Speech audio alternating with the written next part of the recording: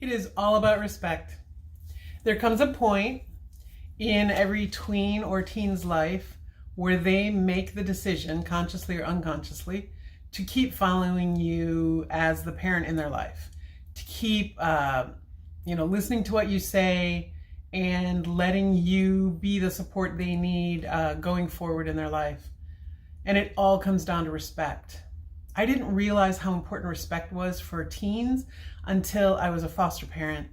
And, I'd have these guys in my house. They were all, they were all at my house because they had a run-in with the law. So they were coming to me from juvenile detention. And they were throwing furniture at school and telling their caseworker to F off and, refusing to do any work and getting other kids to do bad things. And I mean, their behavior was all over the map, right? But then when they were at my house, they were a total joy. There were some rules maybe they didn't follow, and they had feelings and stuff, but we got along really well, and they liked to talk to me, and they helped out around the house, and they helped each other, whoever was in the home with me. And so I got really curious as to what was different. Why did they behave one way at my house and a different way out in the world? And I swear to God, almost every kid I asked said it was because they felt respected by me. Well, this was fascinating to me. So then I wanted to find out, what was it that made them feel respected? Was it something I was saying or doing? Like, what made them make that decision?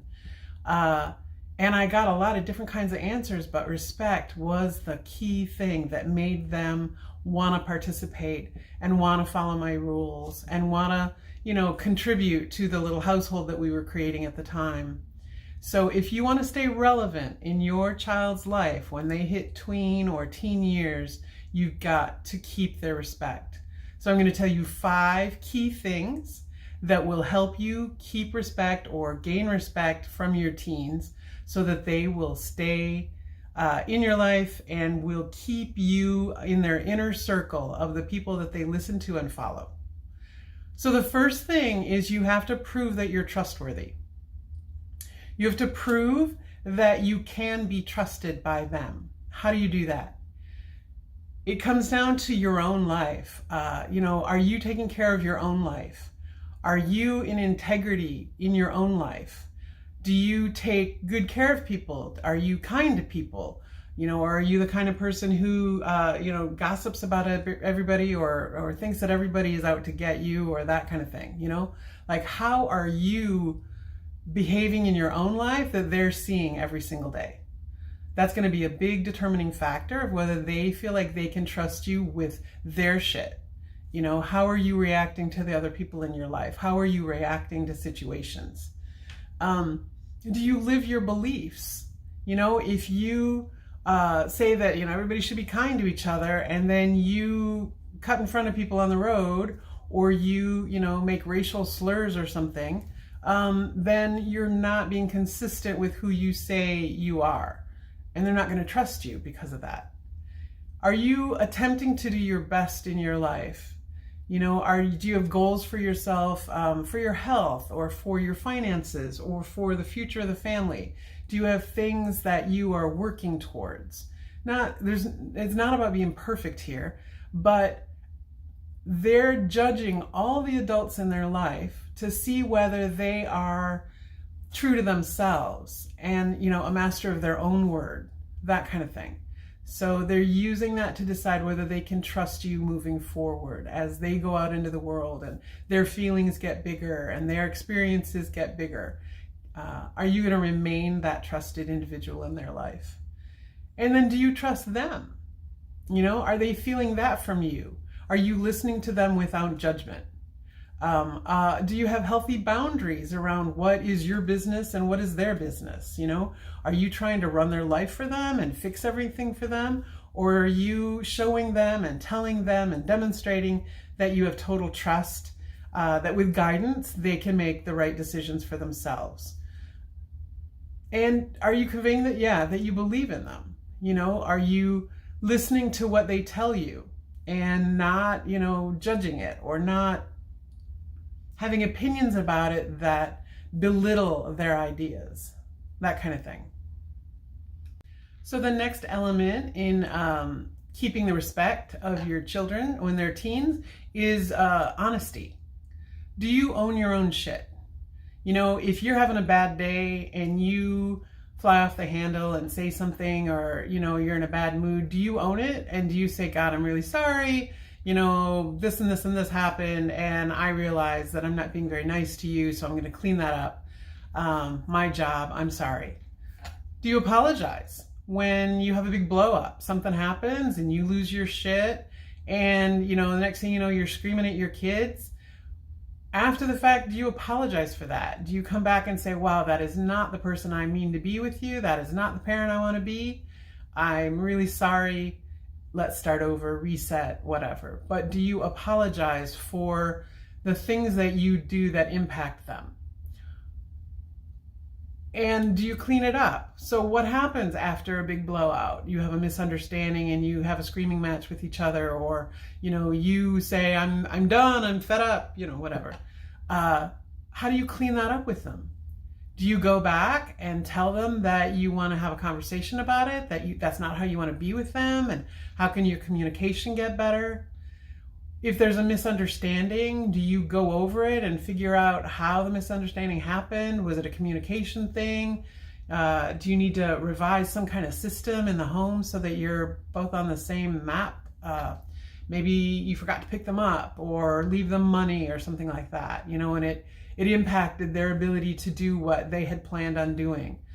So do you treat them like other people in your life and realize that you need to have a conversation and you need to get to a new footing with them and kind of start fresh with them? And finally, are you honest with them about how messy and how confusing it is to be a parent of a teen? I cannot tell you how many times I talk to kids and I would tell them exactly that. You know, they would be telling me something that was going on with their mom or their dad, and the misunderstandings they were having and how frustrated they were. And I would just reflect back. I said, you know, nobody knows how to do this. And parents oftentimes don't keep up with how fast kids change and grow, right? We parent our young kids and we get really good at that, and then our kids, you know, shoot into the next stage, and sometimes we lag behind in that. We're a little slow on the uptake, and so we're still treating our kids like they're little kids when now they're tweens, and they're feeling all impacted by that and pinched by it. I said, it's not easy. It's messy, and it's going to stay messy for a while, and it's okay, and everybody's figuring out all the new roles. And I can't tell you how reassuring that was for them, you know. And often they would say to me, can you talk to my parents? Can you talk to them about the stuff I'm talking to you about? And that's why I'm doing these videos, because I learned so much from the kids in my house, and I promised them that I would share that with other parents so that it could get easier for everybody. So about honesty, you know, own the fact that you don't understand. Own the fact that the thought of them driving a car freaks you out, and so you want to pull back and make sure they never leave the house again, right? Or own the fact that them wanting to go out by themselves, you know, downtown or something is frightening to you. You know it needs to happen. You're not there yet. You need time. You know, that kind of thing. Just be honest with them about where you're at. It's reassuring, and it keeps communication open between you. The next element is reliability. Are you reliable in their lives? Do you overpromise and underdeliver? You know, do you hear what they're saying but not really, so you don't really take them up on what they're saying they need from you, and then you forget about it, and suddenly they're not able to do the things that they need to do in their life because you didn't show up? Are you connecting with them? Are you really seeing them for who they are right now, and what their interests are, and what their concerns are? And are you trying hard to connect with them with things that they're interested in? You know, are you trying to like be in their life in a new way because they're in their life in a new way? Are you trying to meet them there? And are you, how are you balancing kind of your own private life and your role as parent? especially if we're single parents and we have partners coming in and out of our lives. You know, we're trying to have an intimate, life as well as be a parent. We have personal stuff going on. How are you at balancing that with your kid? I saw a lot of situations where it seemed from the outside that, and this was coming from the boys in my house, it was like their mom had chosen their boyfriend over them. It probably wasn't the case, but that was how they felt it. And so you have to believe that, right? And you have to look at that and you have to see, how am I doing that? Or why are they feeling that way? So what's the balance? What's the balance that you've created between your own private life and your role as a parent with them now that they're a teen and they're kind of going out in the world more? The next element in, whether you're able to stay at the center of your teen's life as a respected, engaged parent in their life is how present are you? When you're with them, are you being really anxious or fearful about their future or the past, what they did, what could happen? Or are you really present with them? Are you engaged in the conversation they're trying to have with you? And it can be so hard because some of our kids can talk our ears off, right? Or they can talk about stuff that we have no interest in a lot, right? If you can create some boundaries around when's a good time to talk to you. Like I had a kid in my house who talked from the minute he woke up in the morning. I'm not a morning person. And he would just talk. And the whole drive to school was painful for me. I wasn't awake yet. I was totally focused on the road because I wasn't totally awake yet. And then he was talking to me and I knew that he needed my response, right? And so finally I just had to tell him, you know what? It's not a good time to have a conversation like this with me because I'm focusing on driving. I really need some quiet time right now so that I can get us to school safely. And it was really hard for him because he had ADHD, he had trouble not talking, but I was able to kind of create that boundary and hold it most of the time. Because what I didn't want to have happen was him talk to me and all his energy coming at me and me having this energetic pushback of just like, shut up. I didn't want to start our day that way. And I knew he would feel it. So I had to tell him, I need this boundary here. So when you are with your kid, are you fully showing up? Are you what they need in the moment? And if you can't be what they need, are you communicating that and setting up another time for them to talk or do that thing or get your attention? Or are you, totally like thinking about stuff that takes you out of the moment? Are you asking their perspective? Teens and tweens, they're out in the world more, they're seeing things, they're thinking about things, they're connecting the dots about things, and they really want to share that with us.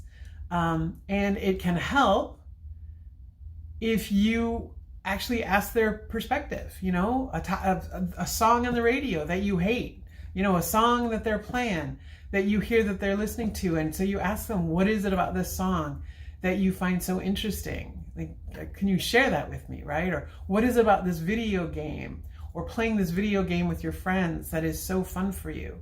Get their perspective, find out what they're thinking about and how watch a movie with a kid, with a teen, and ask them what the movie's about. You will definitely know you've been to separate movies because their take on these movies is fascinating. It's really good to hear it though, so that you know what they're thinking about. And are you asking for their help? Teens are now physically able to do so many things. They've got interests. They've got a need to show that they're capable of doing things. So are you asking for their help? Are you asking them to do things around the house? Or are you asking for their opinion about something? Engage them that way. It will show that you respect their opinion. You respect what they're capable of doing. You respect their participation in the family and in helping you with things. I often ask for help for stuff I could have done myself, right? But I wanted them to know that they were needed, right? That they were part of the household that we created for that 3 months, and that I valued their contribution. And I made it a tangible thing for them so that they really felt that. The next element is, are you interested in their life? Are you interested in what's happening for them? It's really key for maintaining their respect for you. So do you respect their interests or their dreams for their future? No matter how crazy they may seem, do you talk to them about the things they're interested in and find out why? Why does somebody want to, they're skateboarding, what new challenges have they set up for themselves and conquered? And, what level are they at in a video game? And how are they doing against their friends? Or, what's a new video game that they got? And what is it that really challenges them with that? Do you praise their efforts?